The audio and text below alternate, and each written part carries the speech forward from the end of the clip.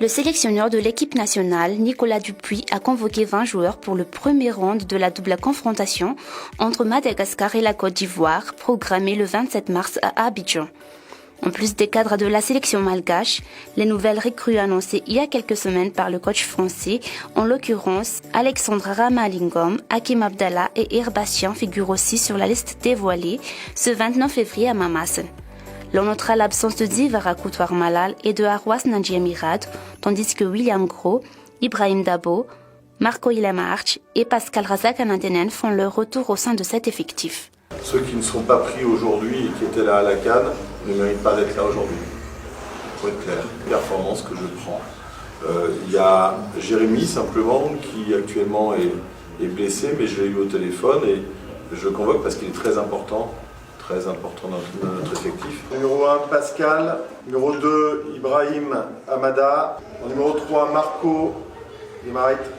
Numéro 4, Melvin Adrien, gardien de but. Numéro 5, Carolus. Numéro 6, Paulin. Numéro 7, Thomas Fontaine. Numéro 8, Romain Métanir. Numéro 9, Jérémy Morel. Numéro 10, Abel Anissé, milieu de terrain. Numéro 11, Dabo. Numéro 12, Dimitri. Numéro 13, William Gros. Numéro 14, Jérôme Mombris. Numéro 15, Lalaine Manjanari. Numéro 16, Ryan Raveloson. Numéro 17, Bastien R. Numéro 18, Alexandre Ramalingon. Numéro 19, Hakim Abdallah. Numéro 20, Théodin Foussa Junior. Pour le match retour de 30 mars, 5 joueurs locaux viendront renforcer la sélection nationale.